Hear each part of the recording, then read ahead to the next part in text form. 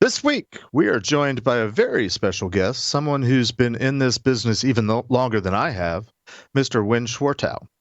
I first became aware of Winn back during my NSA days when he published a book entitled Information Warfare: Chaos on the Electronic Superhighway, in which he mused about the imminent threats of cyber terrorism, cyber espionage, and nation-state hacking.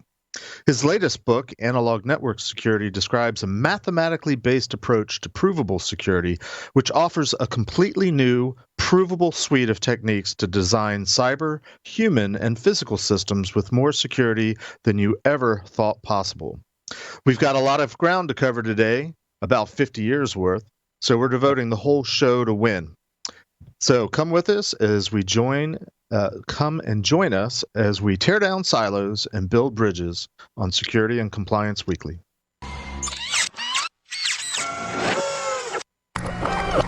This is a Security Weekly production.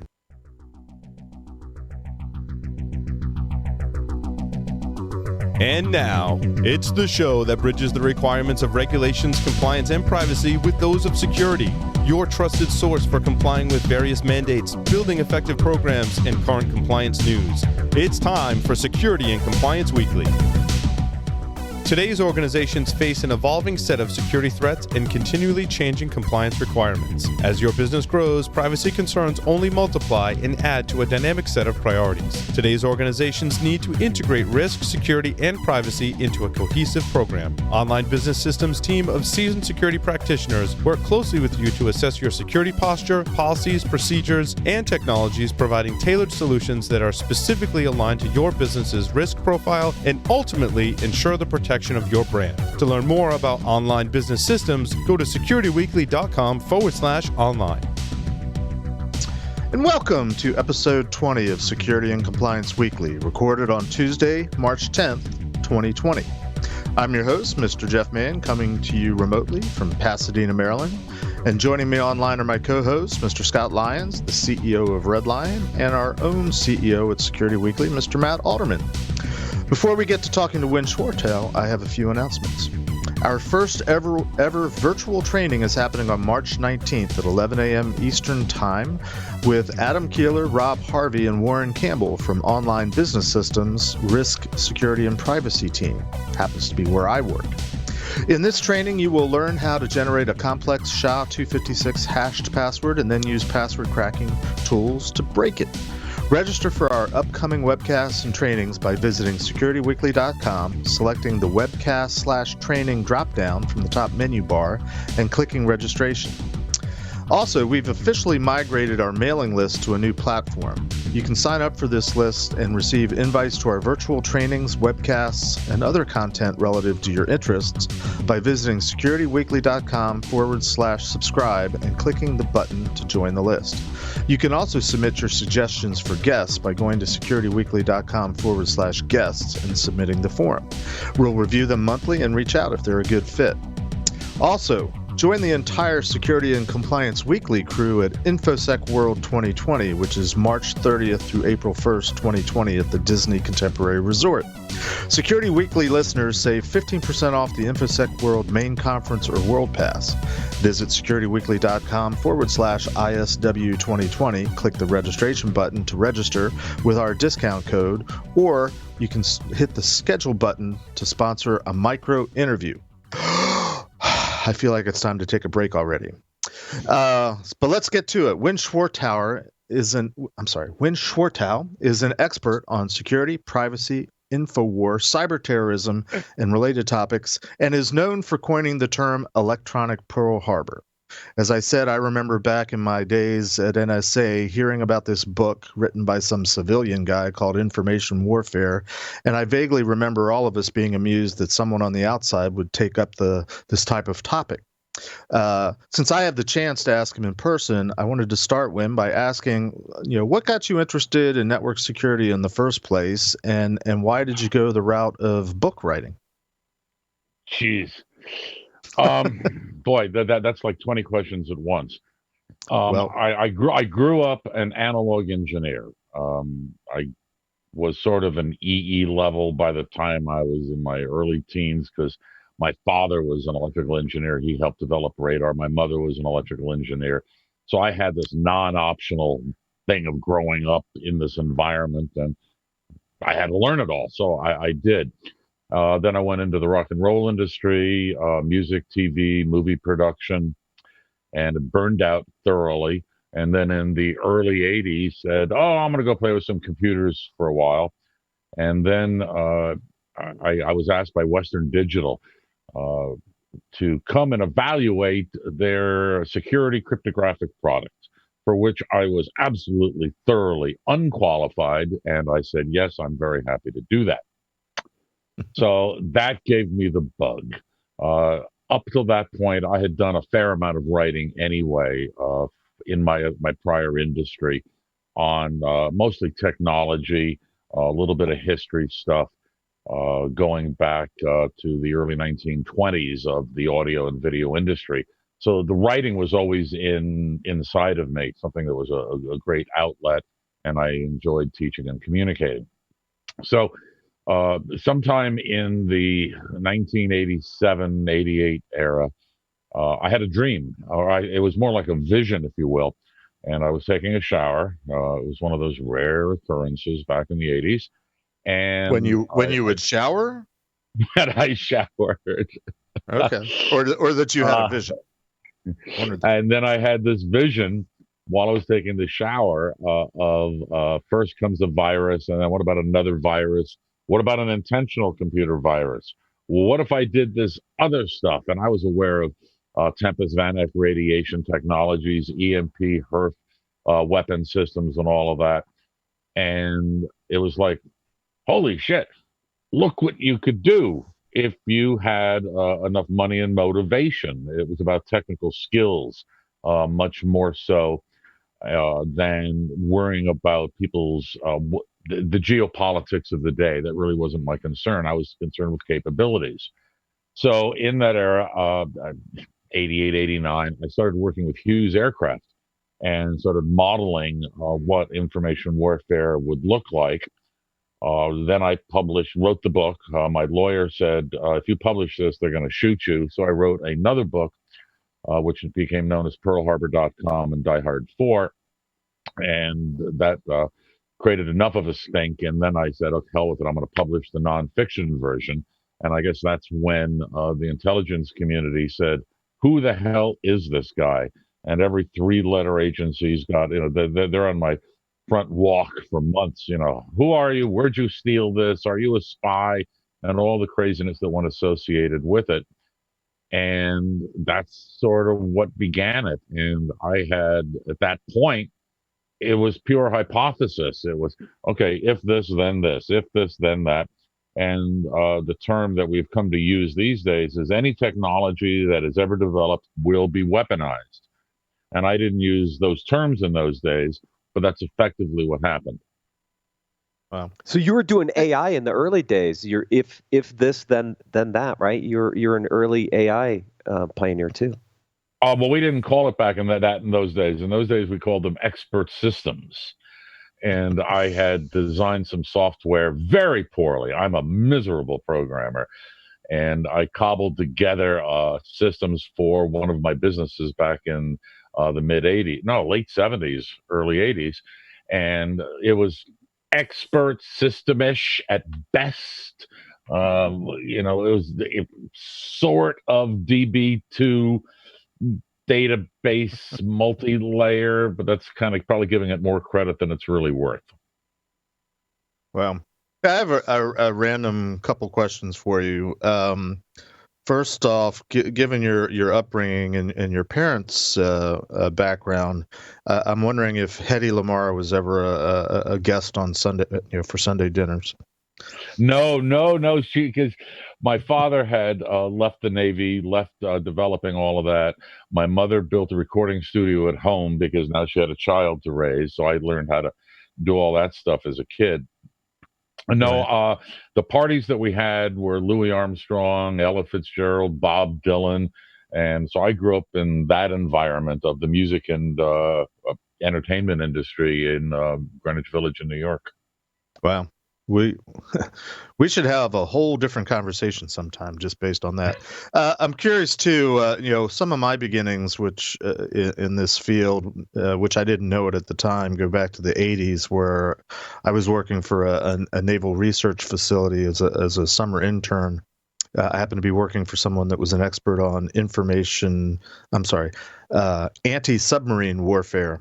And they said, well, the best way to learn about what we do is read this book, and they handed me Hunt for Red October. I'm curious, did you ever become acquainted with Tom Clancy? Because he sort of had similar issues in terms of being approached by the government for things he knew.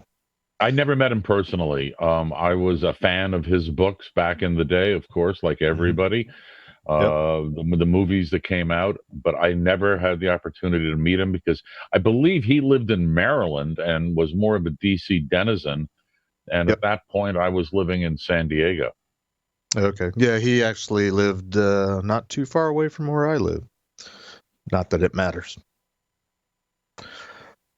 So I might have known some of the people that showed up on your doorstep from at least one of the three-letter agencies.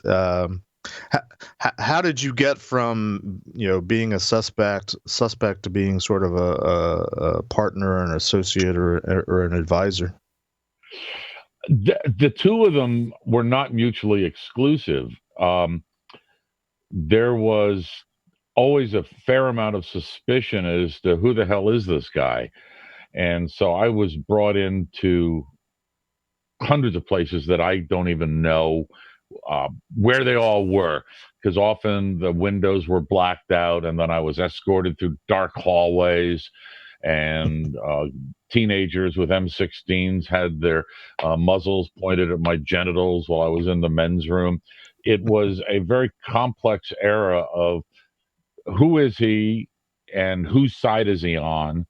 And then some of the international agencies that hired me in those days, some were convinced I was working as a plant for the CIA. And then the CIA wanted me to go work surreptitiously for the Russians. And I'm just a geek. That's all I am. And they've got this whole geopolitical thing going on. And I get involved in all of these crazy scenarios from 92 to roughly 2003. And those are a lot of stories that I should write down one of these days. Yes, you should. So, do you consider that first book that you did to be sort of an oracle, a premonition? How do you feel, fast forward to today, in terms of what's come to fruition and what hasn't come to fruition? It's not a binary function. It was very, very smooth in the very beginning. When the three letters were all lining up on my home walkway, and we had the little kids, that was like, why are you here? Why do you care so much? Because I was totally unaware that a lot of what I had been writing about, they considered classified information. And for me, it was I was doing an engineering analysis of capabilities of technology, and that was it. And then weaponizing it, even though I didn't use that term in the day. And in the very beginning, with the congressional testimonies and all of that, I was considered a pariah, a Chicken Little. Schwartau, you're out of your mind. This stuff will never happen. There's no way. Why would bad guys ever use the internet? You're nuts. So there was a huge amount of pushback by all sorts of government entities, more so in the United States than overseas. The overseas folks were much more receptive to the ideas of how future conflict was going to work. At the same time, I also had a fair amount of self-doubt. I didn't know, because with the amount of pushback I was getting, it was like, okay, you guys have hundreds of billions of dollars, and if you say I'm crazy, okay, none of this will really come to pass. And then on the other hand, I'm saying, no, wait a minute, it has to come to pass, because history has shown us this for thousands of years. Why should this be any different? So I had these very mixed emotions about, in one hand, wanting to be technically accurate, but hoping that we would be able to do something to mitigate it and create earlier defenses and more awareness, especially from the standpoint of the United States and Western Europe, than we did. And unfortunately, the way I look at it now, unfortunately, the vast majority of my predictions have all come true.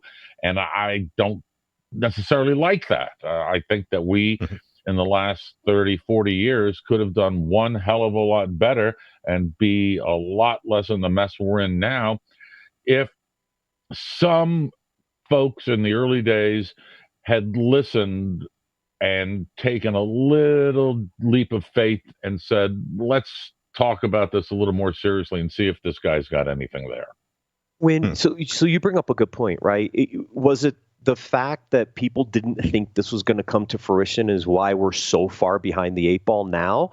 Do you think if we would have been serious back in the late 80s, early 90s, would we be in a better position or wouldn't we? I'm curious because you've seen this play out over the last 30 plus years.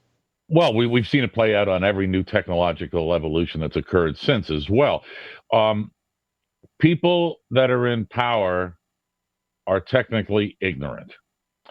And we are in a highly technical field. And the stuff I was writing about back in those days, I didn't consider super technical, but to overcome the levels of technical ignorance in the private sector and in the government, whether it was the military or in the civilian sectors of the government, was amazing because they had absolutely no clue as to what was going on underneath the keyboard, and in many cases, not even what was going on top of the keyboard. So the battle against ignorance, there was no way in hell I, as a single guy not part of the system, was going to really accomplish more. On the other hand, there were people like Jeff and thousands of others that have since talked to me over the years that I was able to somehow influence. And those were the low-level and mid-level folks in government and more so the military and intelligence communities that said, we got it. We understood where you were going, but we were unable to convince leadership. So I think it's the same thing today when it comes to AI or quantum computing or any of the other evolving technologies. They're going to be weaponized, but people want to look at the utopian aspects of it, that it's going to save humanity, the algorithms of 1990, the internet for everybody. We don't need security. Don't worry about it. It'll take care of itself. And that is, there's three things I talk about as the biggest failures of security today and in the future. And it's apathy, arrogance, and ignorance. And that has not changed in 40 years. So you mentioned when that you're not really happy that all the things you predicted have come to fruition. No. Have there been any particular I told you so moments that stick out? I make a real conscious effort not to do the I told you so's. If people ask, I'll talk about it. There's not really one, because it's sort of like the mythological frog in the frying pan. It's a little bit and a little bit and a little bit, and then suddenly something happens. There's a punctuated equilibrium in the evolution of technology. 2000, or was it 2001? I forget which year. Mafia Boy, suddenly DDoS. I was down at Wall Street the day that happened, and it was like, wow, that's pretty damn cool. It sucks, but it's pretty damn cool the way he did it. And in many ways, I have been writing about DDoS attacks using other vectors versus, in that case, I believe it was the Synac attack. So there were numbers of little punctuated events that popped through the years. You can say the Ukrainian events with the infrastructure outages. You could say the media calling me after the tree knocked down a power line in Ohio, and the CNN calls and says, can you talk about the terrorist attack in Ohio? So there were things like that I remember, but there was not any one that has really struck me as being any more important than the other. It was just a continuous surprise that the wake-up calls to this day still have not been answered. Mm-hmm. So, this show on at some level not only security but also compliance, and really the show came about because I spent so many years outside of the security world per se, and in the compliance. Brought to you by Corona. To try to shift gears a little bit. Cheers. I did it just like your Eddie the Yeti picture because I know you like to drink wine. Yeah. I like to ask our guests, where do they fall? What is your opinion of the whole security versus compliance, what I like to call the continuum? Okay. I don't like security versus compliance. I don't like security versus privacy. Mm-hmm. In my mind, security is composed of three domains. The cyber domain, obviously, the technical domain that too many people in our field say, that's it. That's the only thing that matters. The other two domains, though, are the physical domain, which came first. And then we cyber guys said, we're going to push the other silo over to the side. Let's forget about that. Then the third domain is the human domain. And I call it the anthrocyberkinetic domains because they're all totally intertwined. And looking at any single one by itself is going to result in failure.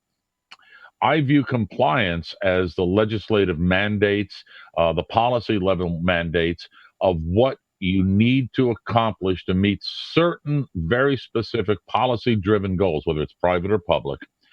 And each one of those is going to require some degree of security in likely all three of those domains. So you can't have compliance without security. So you have to have that bedrock of security fundamentals in there somewhere.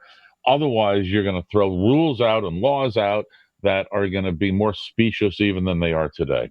So yes, there is a continuum within compliance, but you still have to have security.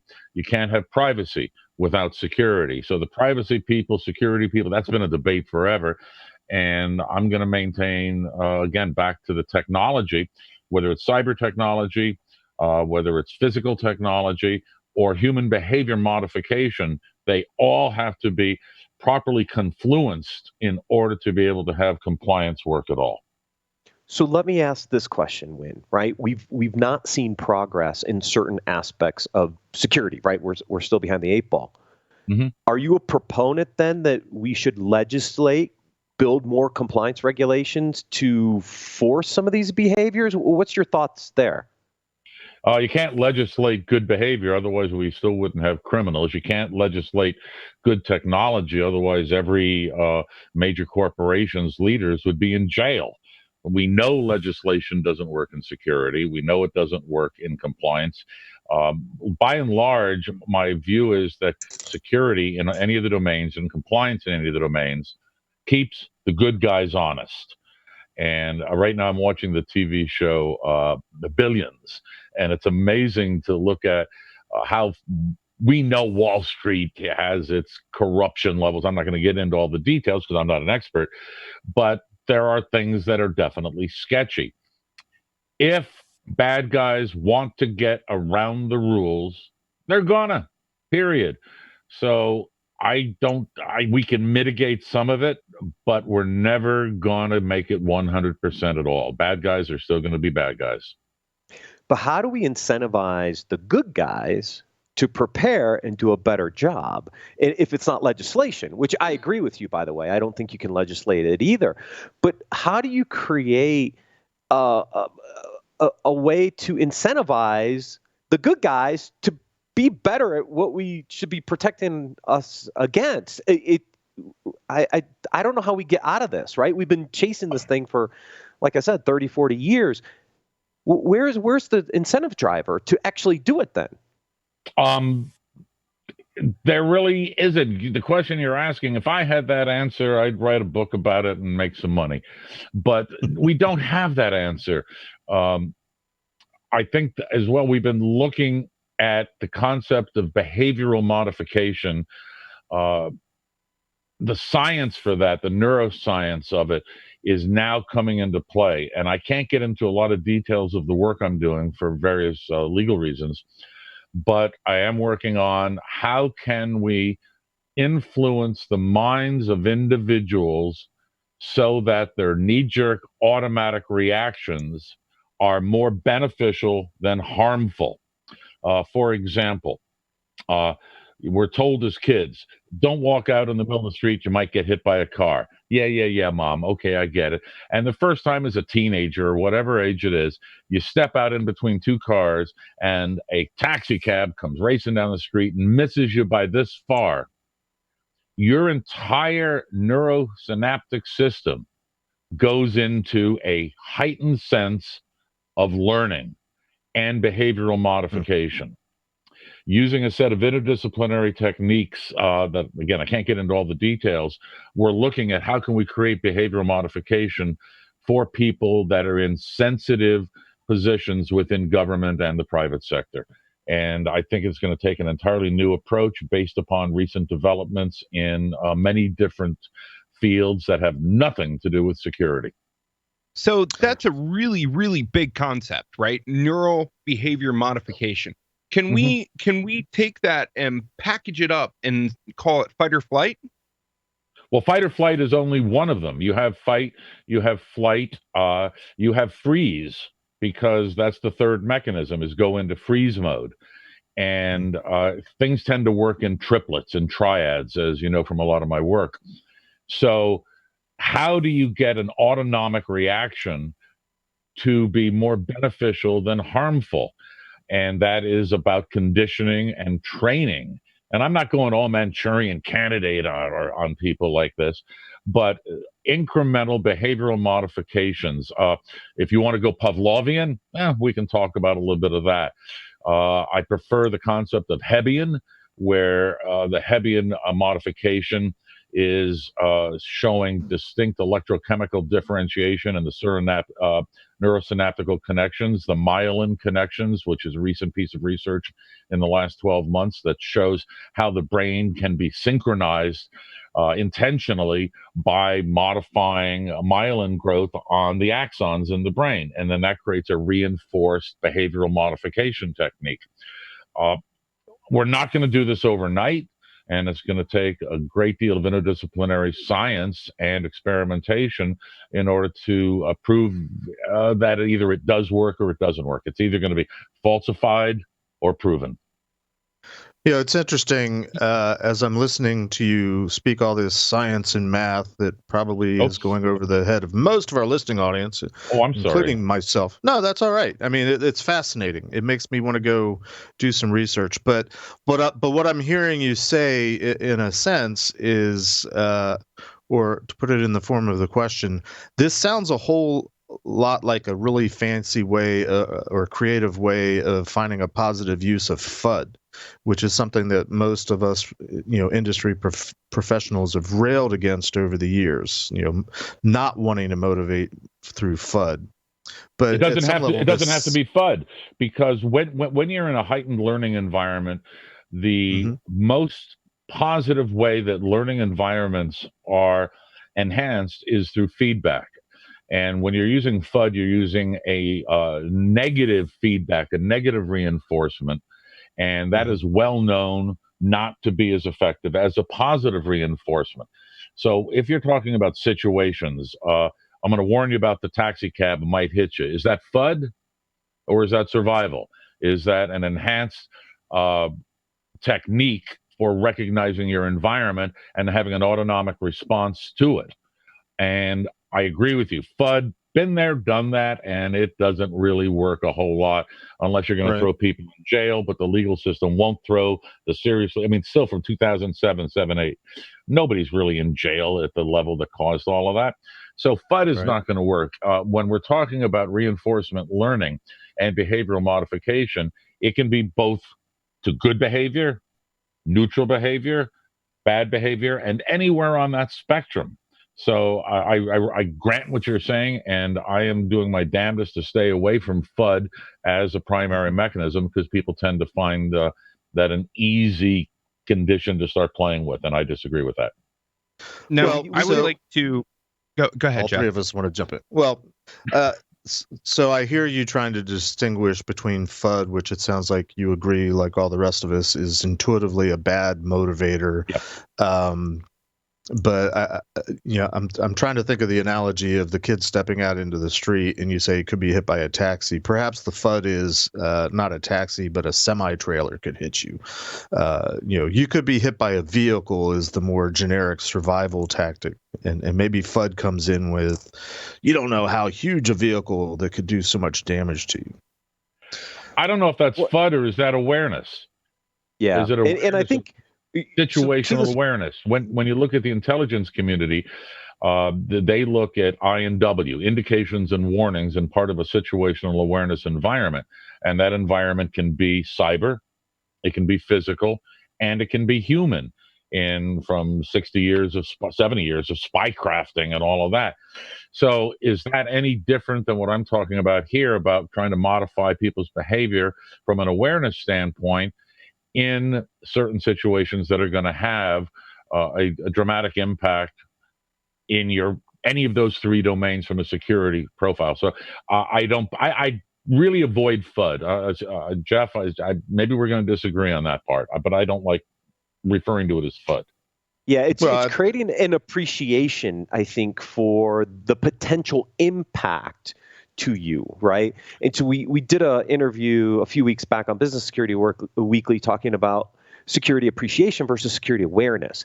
If there's an appreciation for the potential impact to the human, you make it a little more real for them versus just something that I can train them, but if they don't really understand the potential consequences, right, have an appreciation for it, they don't make that connection. It doesn't stick. And I think that's what you're talking about, Winn, is creating that appreciation for the potential impact to the human, and it changes your behavior in a potentially positive way from a security perspective that can be reinforced and ultimately help with some of this conditioning.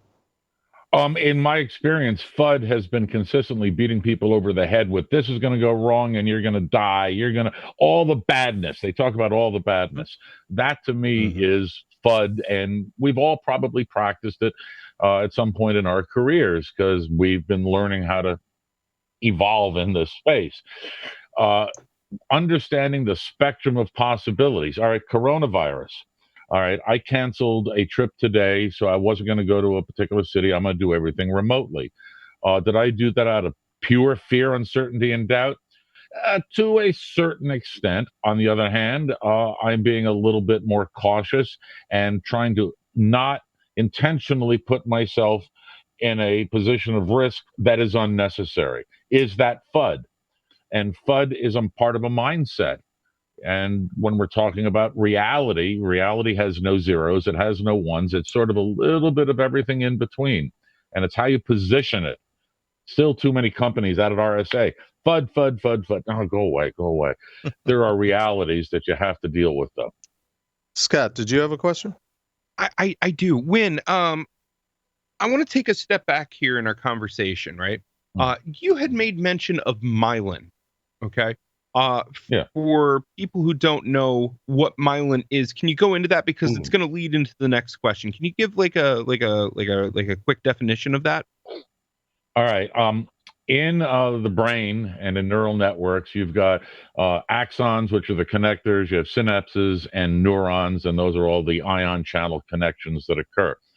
Myelin is a chemical, and I don't know chemical stuff, that is a sheathing that wraps itself around portions of the axons.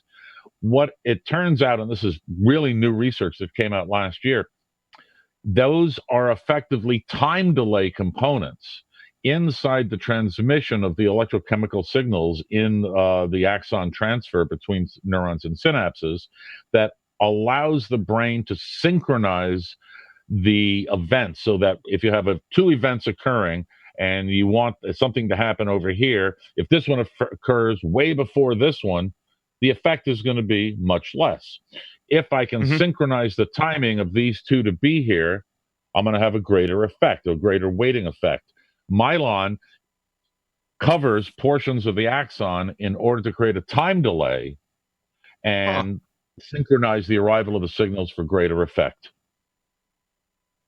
Okay, I have a second part of that question, but I think Jeff wants to chime in here real quick. Jeff? Well, I think, we're having a great discussion. I think all of our brains need a chance to catch up a little bit. So let's go to break, and we'll come back in a minute. And Scott, you can ask your follow-up question. Sure.